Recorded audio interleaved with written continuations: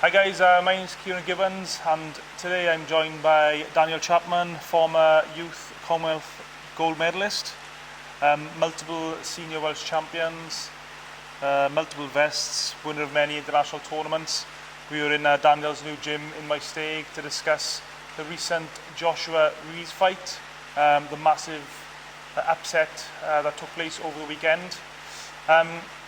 Daniel, when this fight was first announced, what were your thoughts? Firstly, I was disappointed with the Miller fight from him failing the drug test. You know, it was very unprofessional. Again, but when they brought Ruiz in, and we've seen a couple of videos of what he was doing in training, and I thought, oh, this guy's a big guy, you know. And then one of my questions I threw out to some of my friends and some of my boxing clients, and I said, well, what would this guy Ruiz be like if he was a lot lighter? So at the time we compared in an athlete to someone who maybe has all the boxing skills but doesn't look after his body as well as Anthony Joshua. I think a lot of people were overlooking Ruiz because of his size, but you couldn't deny the fact how fast and how accurate his punching was for a big guy. His record speaks for itself. The only loss that he had was against Parker, and that was a split decision. Again, you know, Ruiz could have been just having a little moment in his career where he just wasn't maybe taking things seriously, and again took Parker for granted. And on the night with Anthony Joshua, I think the whole of Britain took Ruiz for granted, not just Anthony Joshua. For me, was one of the greatest things I get to see in boxing is when two people turn up to fight. And a lot of people are disrespecting Anthony Joshua, but he came to fight. Ruiz came to fight. There was no bad blood. As soon as Joshua caught him with that lovely left hook, that's where Joshua made the mistake. In his mind, he thought, let's get him out of there. Yeah, we'll come up to that. We'll cover the fight now in detail. I mean, just mentioned Ruiz's record there, 32 fights, only one defeat, which was a split decision, as you said. Yeah, with Parker. Whereas Joshua only had 22 fights, so straight away, I mean, the more experience is with Ruiz. And also, he's boxed 144 rounds to only 84 of Joshua. Yeah. And Andy Ruiz over 100 amateur fights at a high level. Whereas Joshua had a relatively short amateur career. Well, I remember myself, I was on the Olympic team for 4 or 5 years. From 2008 up to 2012, and we've seen the likes of Frankie Gavin, Billy Joe Saunders, James DeGill pass from the amateur ranks, turning pro, and then new fresh blood were coming in like myself, Tom Stalker, Andrew Selby, Luke Campbell, Anthony Agogo, all these great fighters. And it was very strange because we had been on the team for so many years, and then on our last year I remember speaking to Fraser Clark, because Fraser Clark was one of my best mates on the GB team, and he was our heavyweight #1 at the time. And I remember I think we was in Croatia, and he said, Dan, come and have a look at this guy. I'm fighting on my club show, because Rob McCracken said we have to give back to our local community and fight on our club show in our local area.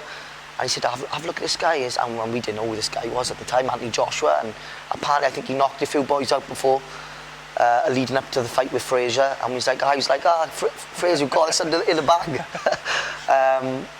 And on the club show, Anthony Joshua beat Fraser Clark, and that was a big shock again, because, you know, we were the #1 boys and #2 and #3s in Britain, and that was a big shock. But it weren't so much about that fight. It was on about leading up to the ABAs and WABA Welsh Championships for us. And then Anthony Joshua beat Fraser by, I think it was a split decision in the ABA final. And that's how Joshua got onto the team, and he never looked back. And on our 2011-2012 year, he just went on and just took over the sport, basically.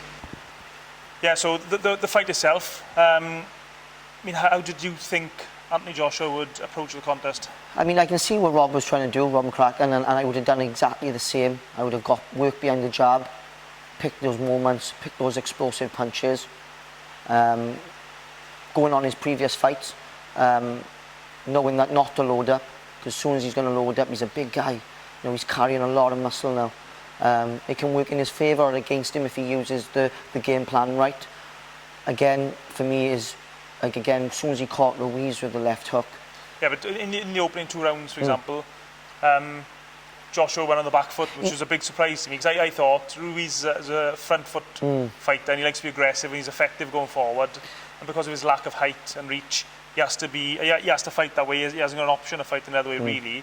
Definitely, whereas Joshua, he made it easy for him, I think, to a certain extent, by going on the back foot for the counter and allowing Ruiz just to walk him down, even though not many punches were thrown in the first round. I mean, there's only 29 shots by Joshua and 28 by Ruiz. So I mean, there wasn't many punches thrown. But Joshua, I think, I was surprised. I thought Joshua, the best for him was to hold the centre of the ring, stick his jab out, and just let Ruiz walk onto him. Yeah. But he gave away the centre of the ring. I mean, I think that was a mistake. Again, Rob must have worked on this in camp.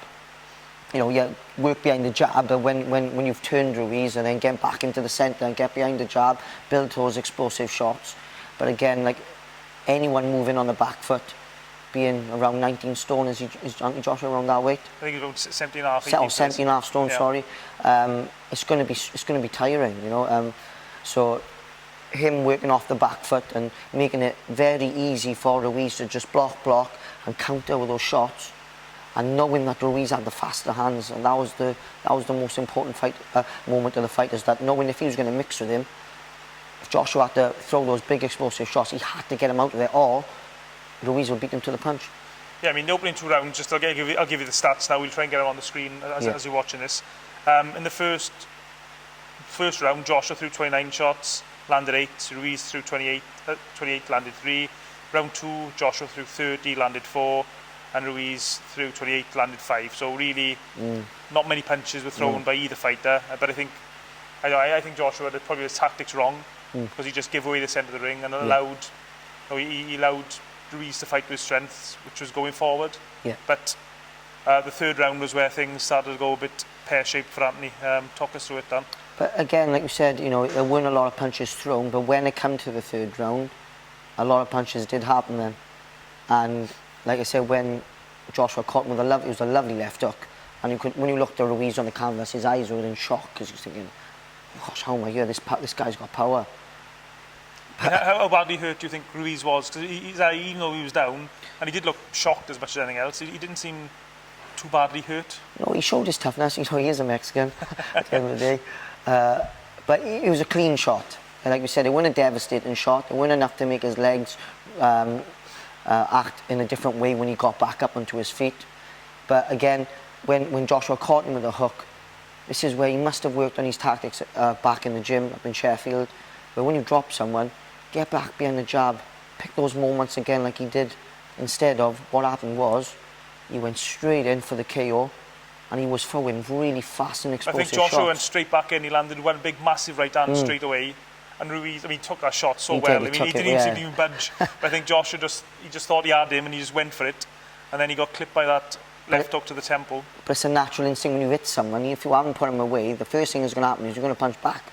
And Ruiz had quick hands, and he's used to fighting taller fighters, and big fighters and rangy fighters like Joshua. So he knows what to do. I suppose as well, Joshua's probably not used to fighting the shorter guys. Yes, and again, is when he did load up and you've seen the shot, you could see him loading up, and Joshua's using his full legs. You could see him throwing those shots, and then boom, he gets tagged. So he missed with all those shots, then gets tagged. How do you come back from that? And it showed. You could see his heart, you could see his body, you could see his body reaction. You could see everything had changed. He's looking into his corner. He weren't giving the referee the right signs, because, to be fair, I thought the referee was very lenient, because he was speaking to Joshua. He was saying, "Are you okay?" And by then, 10 seconds already had gone. Most referees would have said, "If you're not ready to fight, I'm going to stop the fight anyway." Yeah. I mean, he looked shocked, didn't he? After when he went down that first time, the 3rd round, he looked absolutely shocked. I mean, like the fight. I mean, the stats say the fight. Joshua in that 3rd round threw 37 shots, landed to 12, and Ruiz threw 48. I mean, and he did let his hands go. I mean, he did. For a 19 stone plus guy, that's quite a lot of punches. Well, he could read Dante Joshua's body language, and like you said, the eyes never lie, do they? And when he backed him up and he was hitting him with those shots, he thought, do you know what? I can do this. I do it in the gym every day. He's got that body fat, so he isn't going to blow up, believe it or not. His muscles ain't going to need the oxygen like Anthony Joshua was needing at the time. And he just thought, let's put those combos together. And he didn't load up. He put those fast rhythm shots and then put those sting on those last couple, and that's what dropped Joshua at the end. He's putting those fast shots and then putting the ding on the end of those shots. And it just showed the experience, like we said, the rounds he've had compared to Anthony Joshua in and out the amateur game and the pro game. That experience and discipline. For me, Joshua's a fantastic role model for Britain. He sets boxing at the highest standard. He always sets a great example. But what he's got that heart, he's got that dog. And it's hard to use his tactics like he did in the gym. So when he has dropped someone, can I go back behind the jab? Can I use that experience like the other great fighters have at world level? And to stay world level and to keep those 4 belts that he had to show that discipline, and he didn't. Yeah, I think in that 3rd round, Joshua was shocked. I think you touched on it, the speed of Ruiz, because he gets up close and he throws lots of short punches. Whereas even against Klitschko, Joshua was used to fighting guys throwing long, rangy shots, and he was just, the whole experience was something totally new and different for him. Well, it was, you know, we got to respect Anthony Joshua as an entertaining fighter. You know, all over the years we've slated Amir Khan, we've slated, you know, all these fighters that get dropped. But you go back to the Canelo and Jacobs, the Canelo and Golovkin fights. You know, I stayed up all night, nearly falling asleep, and after the fight I thought, why did I stay up to watch this? I could have watched this in the morning. That fight with Anthony Joshua, I was on the edge of my seat. You could see the pundits on commentating, and they were screaming, like, what's going on? This is the biggest upset in world boxing, and that's what boxing is about. And again, like, we got to give Anthony Joshua credit and Ruiz. They both turned up to fight. They had no bad blood.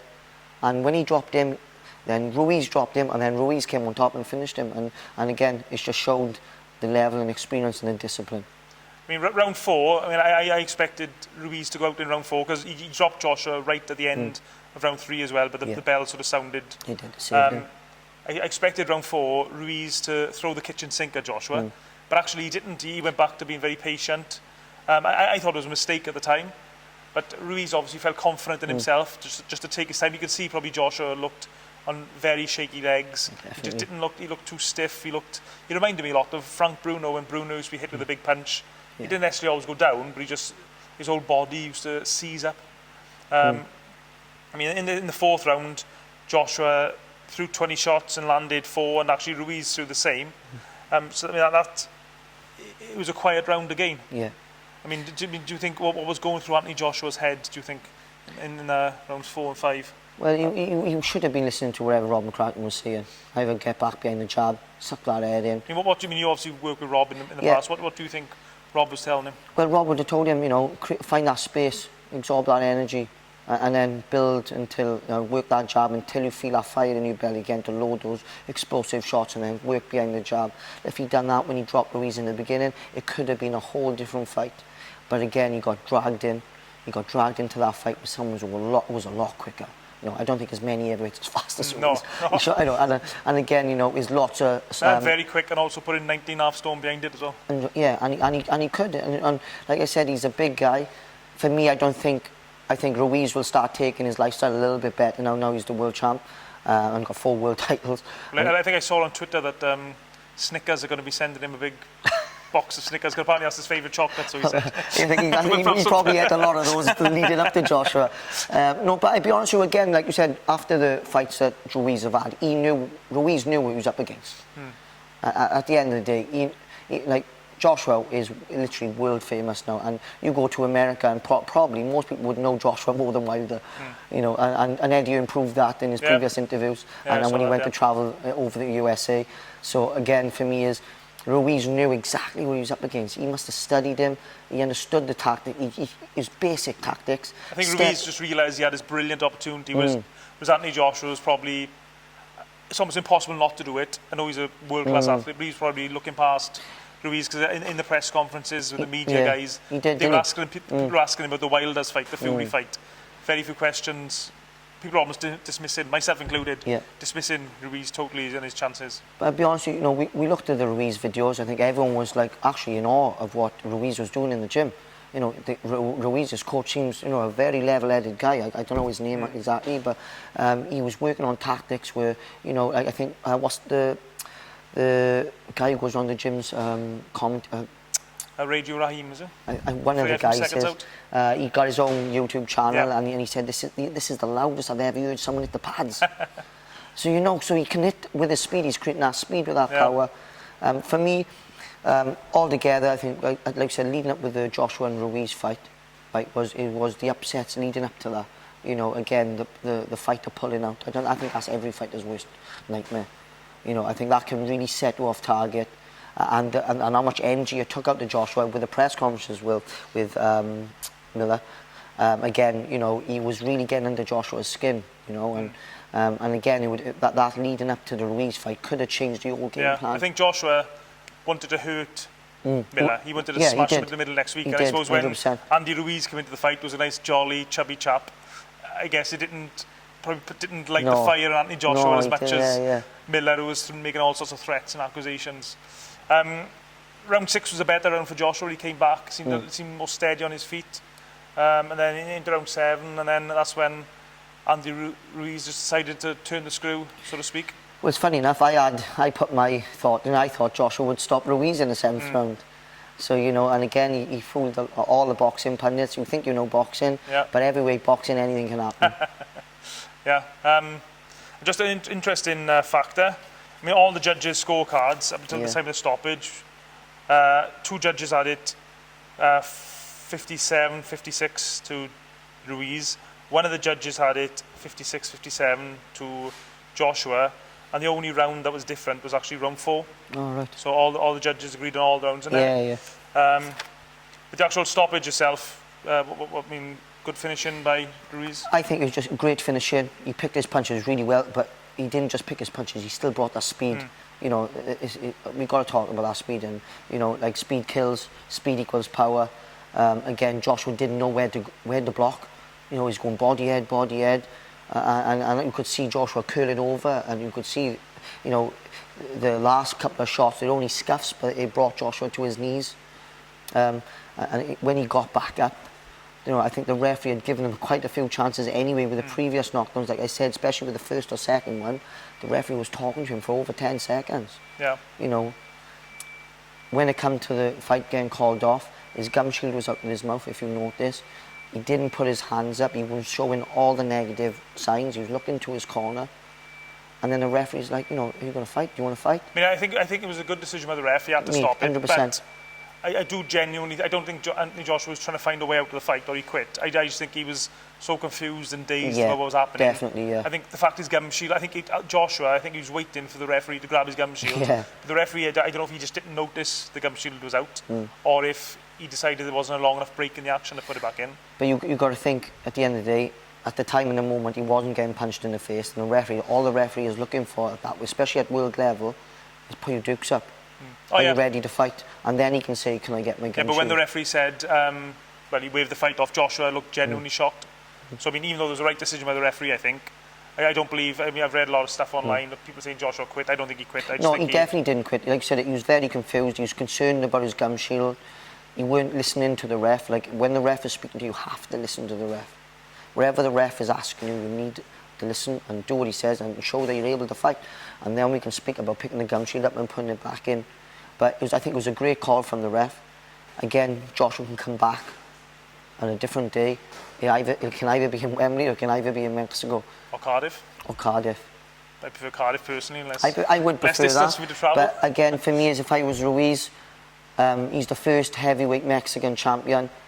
Yes, the money would bring him over to Wembley with is it 80,000? Yeah, but more than 90,000. 90,000 people. I think the problem is they'll have in Wembley is the fact that it's going to be November, December, and the weather, I mean, we're in June now and it's absolutely pouring down. So it could be in Cardiff. So it could be Cardiff, just purely because of the roof, even though the infrastructure of Cardiff is not probably designed for a massive event like that, unfortunately. But that's a problem for. I went there to the Takam and Joshua fight, and it was fantastic. It was absolutely fantastic in Cardiff. Going back to with the Ruiz, personally, if I was the only Mexican champion, bring him over to Mexico.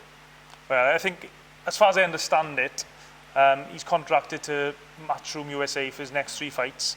So basically, Eddie Hearn and Matchroom will tell him where to fight, regardless. He may want to fight in Mexico. I mean, even though Mexico's got dozens of world-class fighters, there's very few big shows in Mexico. I mean, Mexico's a very poor country, and they haven't got a lot of people to buy tickets, basically. No, just like you said, Andrew Selby fought over there. They didn't even have TV coverage over there, you know, and so...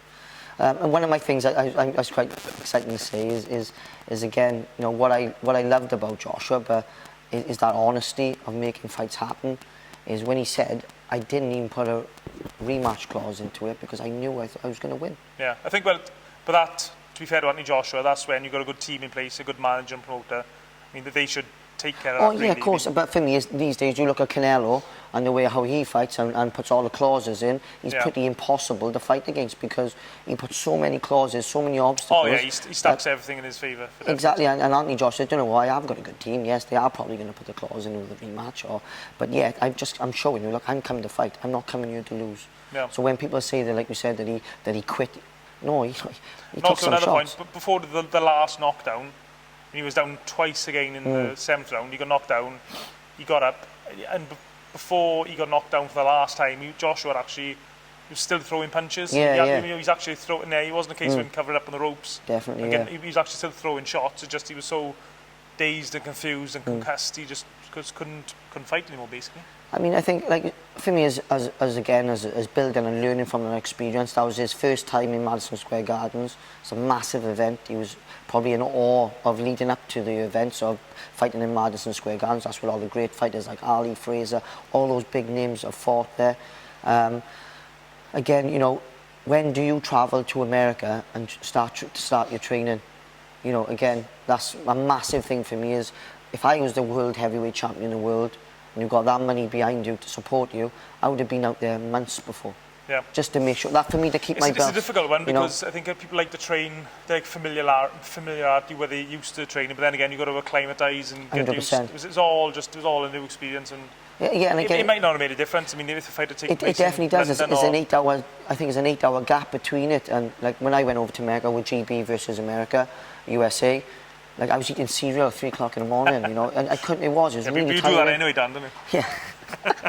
Hot chocolates. Cocoa Pops. But again, you know, like for me, is if I want to keep those belts, I would have done I want to cut no corners. I would have made sure that I had acclimatized. I would have got used to the time difference.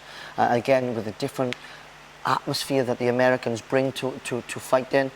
When I went over there, they were shouting, "Kick their ass, Seabass! Punch him in the eye!" And I was like, "This is nuts." And again, it's just getting used to all those changes because, like you said, when we're in our comfortable zone, it's okay.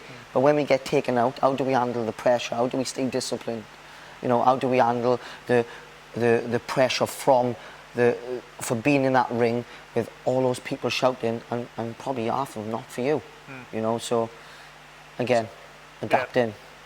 Since the fight, there's been lots of rumours and there's loads of rumours online. I'll just go through some of the 3 most common rumours and most perhaps reliable from the sources. One rumour reportedly from Peter Fury, even though that is disputed, Tyson Fury's dad, sorry, his uncle, is that Joshua had a panic attack before the fight. What's your thoughts on that, Dan? Well, I think I've on the camps and leading up to his fight, Joshua, he would have been sparring with all the best amateurs at the time. You know, I think he mentioned it after the fight, we had sparring. He said the camp went great. He'd been sparring with all the superstars in the amateur game right now. I think it was, I can't remember the boy's name. He was 19-0. I think he's a European champion. I think apparently he got knocked out in sparring. Yeah. So again, I don't know how close that was to the fight. That's a rumour that the Daily Telegraph boxing writer Gareth Davis has said, he printed today apparently, that he heard that he was at least knocked down or knocked out in sparring.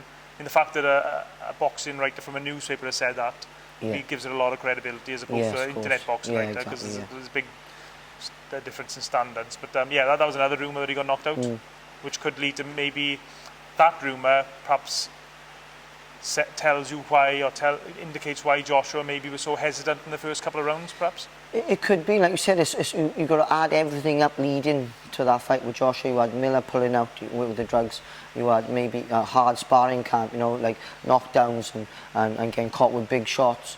But that's the character he showed, that he, like, his motto is stay hungry, and he did. He didn't have no excuses. He said he handled himself in such a fantastic manner after losing that he just sets the standard even higher now for heavyweight boxing, because I take my hat off to him, because he said, you know what, I'm going to go back to the gym, I'm still hungry as ever, and hopefully we can get the rematch on, and hopefully he can get his 4 belts back, and it's nothing else he can say or do. He didn't say no bad words. It was great to see Tyson Fury dropping him a tweet like he did and saying such positive words, when you had Wilder on the other hand then saying the opposite. And again, I don't think Anthony Joshua is avoiding Wilder. No, I think that's the fight he wanted to have. Yeah. You know, did he really want to be fighting Ruiz? Did he really want to be fighting Miller? I don't think so. The big fights are Tyson Fury and Deontay Wilder.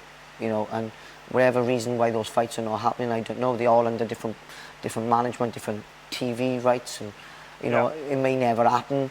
And to be fair, Joshua took the fight, and this is what happens. It throws a stone in the air, and at the end of the day, now this should hopefully open up the heavyweight division even more. And just coming back to the rumours, the third rumour and most controversial rumour, I think, was put out by Dillian White. It's on his YouTube channel. If you want to look at it, this is just to re-emphasise, it's Dillian White's rumour, not mine, so don't sue me. Anthony Joshua's got what's called a TUE, therapeutic use exemption, which basically you've got to get one of these, the way I understand it, and then you can use certain medication or certain drugs which normally would fall under VADA and would fail you a drugs test. So Joshua got a TUE to take certain, I don't know what exactly it is, certain medication which would normally fail you a drugs test. Dillian White implied, or more or less said on his YouTube channel, I mean, watch it, it's out there, that Joshua, it's more difficult to get a TUE in the United States of America or under the New York Athletic State Commission, and the reason he lost was because he wasn't able to take drugs, performance-enhancing drugs, in the same way that he was able to in the UK, and that's why Dillian implies that's why Joshua had a panic attack before he got in the ring, and that's why he was asking Rob McCracken during the fight, where am I, or why do I feel like this?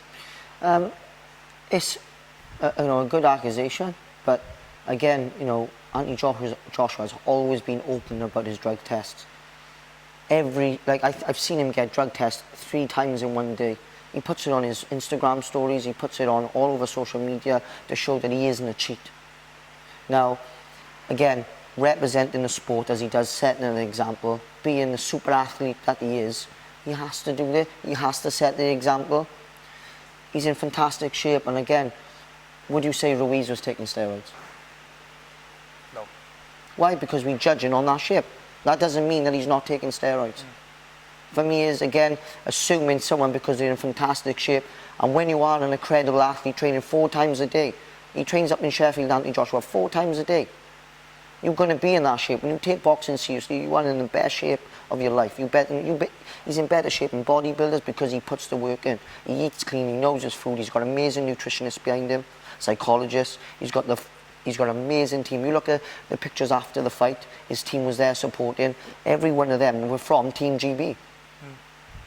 Yeah, so, I mean, that's the rumours out there, but ultimately the reason Anthony Joshua lost was Andy Ruiz knocked him out, and that's ultimately what happened. That's exactly what happened. I think most fighters, I've been in change rooms quite a few times before some big fights, and there's always a bit of tension in the change rooms, or usually a boxer is carrying an injury of some sort into a fight. Exactly, so ultimately the reason is because on the night Andy Ruiz was the better fighter, and to Anthony Joshua's credit, that's what he said immediately after the fight, and he gave, I mean, Anthony Joshua, like you said, he set a great example to boxers, just people in general.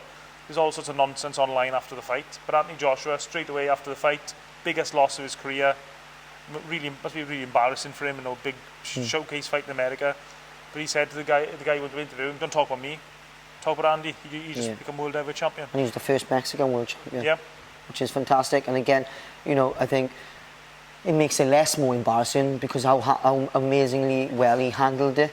Oh yeah, I mean, if anything, Joshua will come out with credit from the way he reacted to the end of the fight. Another thing I just want to say, there was, again, you can see it online, there's a video there somewhere of Anthony Joshua's father trying to, I don't know, he having a go verbally at Eddie Hearn, Yeah. and you can see Anthony Joshua saying to his dad, "It's me who does the fighting," Yeah. or words to that effect. I think again, you know, people understand that in a program, in the pro business, coming from an amateur to the pro game, it's not all Instagram and flashy and unicorn and rainbows. You know, it's tough. It's a tough game because it's selling your tickets. It's managing your life. It's managing what gyms you're training. It's making deals with and talks with your promoter like Eddie Hearn. It's stuff that Anthony Joshua wants. There's also stuff that Eddie Hearn wants as well. So it's not always one way. You know, they've got to work together as a team to make those things happen. There's a lot on the line. Obviously, to have that fight in Madison Square Gardens, there's a massive fight for Eddie Hearn to promote his own career. He's got other fighters that are going to be leading under Anthony Joshua will be fighting in Madison Square Gardens in the near future.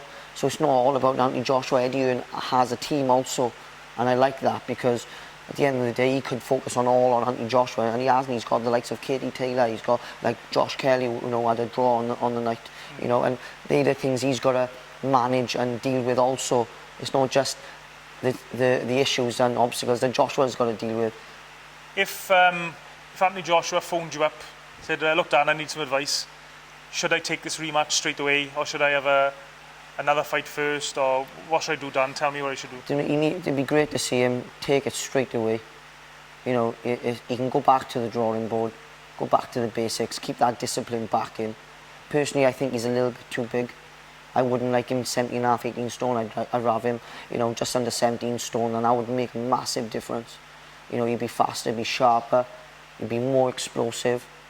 Again, you know, it's up to his team. He's got a fantastic team around him. They know what they're doing, you know, and they put those targets back in place. And hopefully the future is bright for Anthony Joshua to put us back on the map again. So let's just presume a rematch does take place in, let's just say, Cardiff or Wembley or wherever. That'd be fantastic. Come November, December. Who wins the fight? Personally, I believe if he can come back, I think Joshua can win the fight. You learn from those mistakes. Again, due to having such a fantastic team and a great promoter. Okay, so there we have it, guys. I hope you enjoyed mine and Daniel's chat about the recent Joshua Ruiz fight. You're watching my YouTube channel, Gibbons Talks Boxing. If you like the channel, please subscribe. Please share it on social media. Leave a comment if you agree with what myself and Daniel said. Leave a positive comment. If you don't, but just be gentle with us. And we'll hope to catch you again on one of these similar type of chats. Cheers, guys.